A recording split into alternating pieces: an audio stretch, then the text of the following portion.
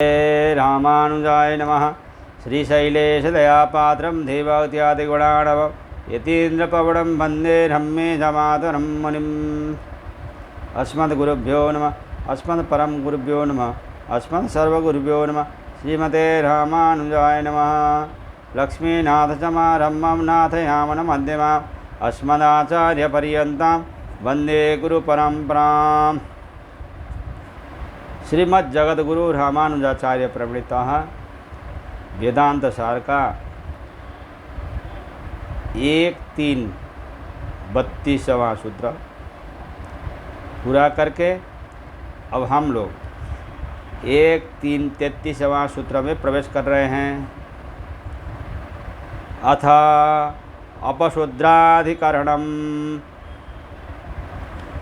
ब्रह्म विद्या में शूद्रों के अधिकार विषय के निर्णय इस अवशूद्राधिकरण के 7 सूत्रों से किया गया है। शुगस्य तदनाधरश्रवणात् तद्राद्रवणात् शुच्यते ही 1-3-33। आजहारे महाशूद्रः छांदोग्योपनिषद 4-2-5 इत्यादौ ब्रह्मोपदेशे शिष्यं प्रति शूद्रत्या मंत्रणेन शिष्यस्य ब्रह्मज्ञानप्राप्त्या सुख संजातेति सूच्यते। शोचनाच्छूद्रः न जातियोगेन कुतः तदनादरश्रवणात् ब्रह्म विद्या वैकल्येन स्वात्मानं प्रति हंसोक्ता नादरवाक्यश्रवणात् तदैवाचार्यं प्रति आद्रवणात् हि शब्दो हेतौ एतः शूद्रेत्या मंत्रणं न जाति योगेन अतः शूद्रस्य ब्रह्मोपासनाधिकारो न शुच्यते।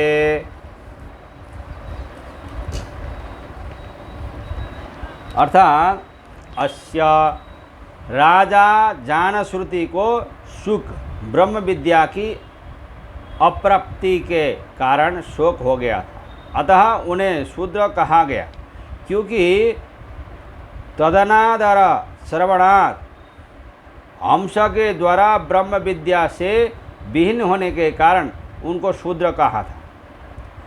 उक्त अनादर वाक्यों को सुनते ही तत्काल ही आद्रवणात् ब्रह्मोपदेष्टा आचार्य के पास दौड़ते हुए जाने के कारण ही, क्योंकि शुच्यते अनुमान लगाया जाता है कि राजा जानपद का शूद्रत्व जाति निमित्तक नहीं था, अपितु शोक निमित्तक था।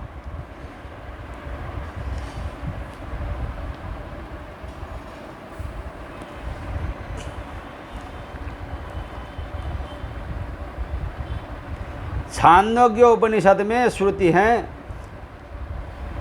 आजहारे महा शूद्राने नैव मुखे नालापयिष्यथाः। अर्थात ये शूद्र तुम इन दक्षिणाओं को इस भाव से लाए हो कि इसके द्वारा हम ब्रह्मोपदेश सुन लेंगे तथा हम उपदेश दे देंगे। यहाँ जान श्रुति को शूद्र कहकर संबोधन करके उनको ब्रह्म विद्या का उपदेश रैक्य ने दिया है। इस ब्रह्म विद्योपदेश में शिष्य जान श्रुति के प्रति आचार्य रैक्य द्वारा जो शूद्र शब्द से संबोधन किया गया है, वह जान श्रुति को ब्रह्म विद्या की अप्राप्ति के कारण शोक हो गया था, अतः शोचनाथ सुख, इस तरह सुख शब्द के द्वारा संबोधन है ऐसा सूचित होता है। किंतु जन्म हेतु का शूद्रत्व जाति के योग से शूद्र नहीं कहा गया है। अर्थात उसे चतुर्थ वर्ण मानकर नहीं कहा गया है, किंतु ब्रह्म विद्या न मिलने से जान श्रुति शोकाक्रांत थे और हंसों ने उन्हें अनादर सूचक शब्दों से संबोधित किया था। उक्त अनादर वाक्य श्रवण में से ब्रह्म विद्या के अभाव के कारण भी अपने आचार्य रैक्य के प्रति दौड़ते हुए आ गए थे। आचार्य रैक्य ने भी शोकक्रांत होने के कारण शोचतीति शूद्रः इस व्युत्पत्ति के अनुसार उन्हें शूद्र कहा था। सूत्रस्थ ही शब्द हेतु अर्थ में प्रयुक्त है, जिस हेतु ब्रह्म विद्या प्राप्ति के अभाव से उन्हें शूद्र कहा गया, किंतु जाति योग से नहीं। अतः शूद्रस्य ब्रह्मोपासनाधिकारो न सूच्यते।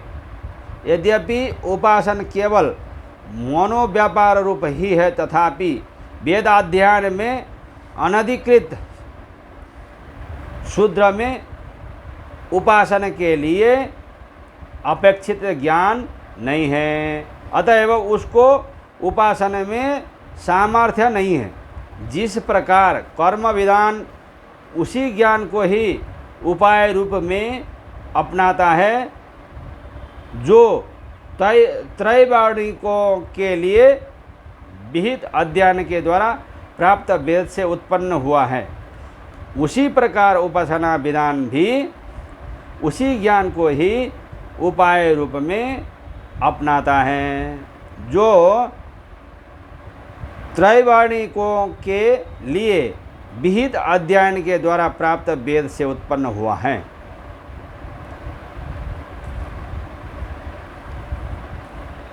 इस प्रकार 1-3-33 सूत्र पूरा हो जाता है।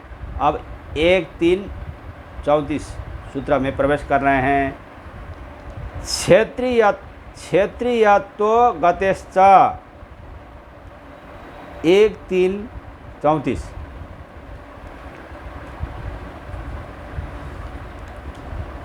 शुश्रूषोः क्षेत्रीयत्व गतेश्च न जाति योगेन सुधृत्या मंत्रणम उपक्रमे बहुदायी छांदोग्य उपनिषद 4:1-1 इत्यादिना दानपतित्व बहुपक्वान्नदायित्व बहुग्राम प्रदानैरस्य हि क्षेत्रीयत्वं गम्यते। अर्थात ब्रह्म विद्या के जिज्ञासु राजा जानपद के क्षेत्रीय वर्ण में उत्पन्न होने की बात गतेश्च दान पतित्व बहुत पक्वान दान करने वाले कर्मों के श्रवण होने के कारण भी ये चतुर्थ वर्णज नहीं थे, अपितु क्षेत्रीय ही थे। ये जिज्ञासु ब्रह्म विद्या ज्ञान के इच्छुक राजा जान श्रुति के क्षेत्रीय होने की प्रतीत होने के कारण स्पष्ट हो जाता है कि शूद्र कहकर यहाँ किया जाने वाला संबोधन शूद्र जाति संबंध को लेकर नहीं है, क्योंकि इस प्रकरण के आरंभ में बहुदायी इत्यादि वाक्यों से यह बताया गया है कि जान श्रुति बहुत दान देते थे तथा अधिक पक्वान्न तथा अधिक ग्राम प्रदान करते थे। उन्होंने रैक्य को ढूंढने के लिए छत्ता को भेजा था तथा रैक्य को अनेक ग्राम दिए थे। इन सब वर्णनों से यही सिद्ध होता है कि जिज्ञासु जान श्रुति क्षेत्रीय है, जो सुख शब्द से शूद्र कहकर पुकारा गया था। वह ब्रह्म विद्या भाव के कारण कहा गया था, चतुर्थ वर्णात्मक जातित्व के कारण नहीं कहा। इस प्रकार 1-3-34 सूत्र यही बुरा हो जाता है। कृष्ण गोविंद